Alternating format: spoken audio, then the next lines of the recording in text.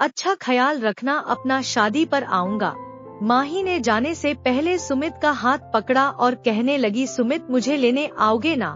सुमित ने मुस्कुराकर कहा, पागल तुम, अगर चाहो तो अभी मेरे साथ चलो।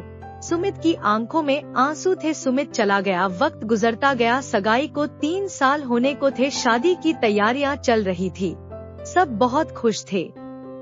सुमित अभी कुछ दिन बाद अपने घर आने वाला था। माही बेचैन थी सुमित को देखने के लिए। एक रात माही रात को ड्यूटी से घर लौट रही थी।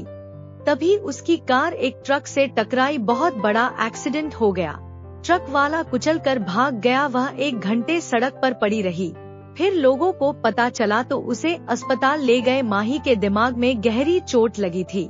माही के घर बताया गया। सब आ गए। सब रो रहे थे, दुआएं मांग रहे थे। भगवान ये क्या हो गया? माही कुछ दिन बाद दुल्हन बनने वाली थी, लेकिन आज हॉस्पिटल में दुनिया से बेखबर पड़ी। अपनी जिंदगी और मौत से लड़ रही है। लबों पर दुआएं थी, आंखों में आंसू थे। सुमित भी आ चुका था। डॉक्टर ने बताया कंडीशन सीरियस है।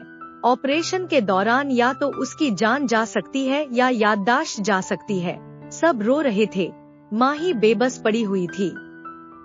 ऑपरेशन किया गया और सब कुछ बदल गया। सब कुछ वीरान हो गया। दुनिया अंधेरे में बदल गई।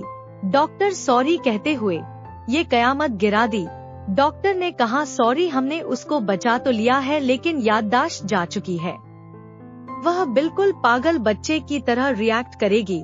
सुमित खामोश खड़ा था, जैसे उसको कोई फर्क ही नहीं पड़ा हो। सब रो रहे थे। माही को 2 दिन बाद होश आया। वह बिल्कुल बदल चुकी थी। सुमित सामने खड़ा था। वह खामोश सब कुछ देख रही थी। सुमित वापस घर चला गया। माँ ने कहा, बेटा माही को छोड़ दो और वापस अपने काम पर दिल्ली चले जाओ। सुमित ने अपनी माँ की तरफ देखा और मुस्कुराने लगा। माँ ने कहा, सुन रहे हो ना बेटा, अभी शादी नहीं हुई है, तुम वापस चले जाओ। सुमित बोला, अच्छा मजाक है। पहले तो जबरदस्ती अपनी मर्जी से इस रिश्ते में बांधने की कोशिश करती हो और फिर कहती हो कि छोड़ दो। माँ ने फिर गुस्से से कहा, बेटा अभी यह सब बातें छोड़ो और चुपचाप यहाँ से वापस चले जाओ। मैं तुम्हारी जिंदगी बर्बाद नहीं होने दूंगी।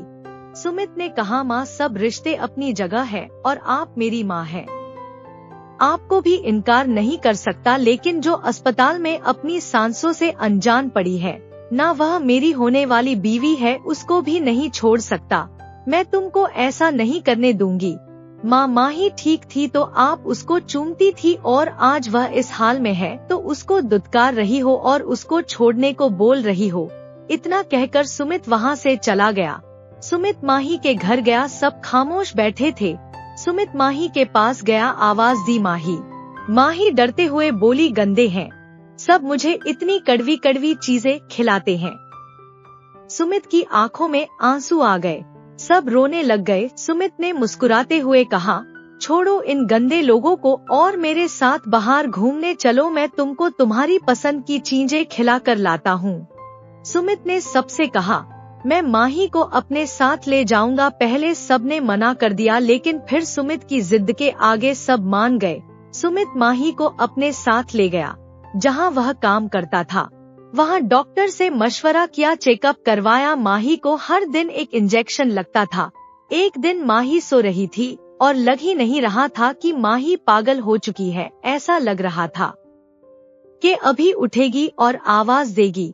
सुमित पास जाकर बैठ गया। माही के सर पर हाथ रखा और माथा चुमा। माही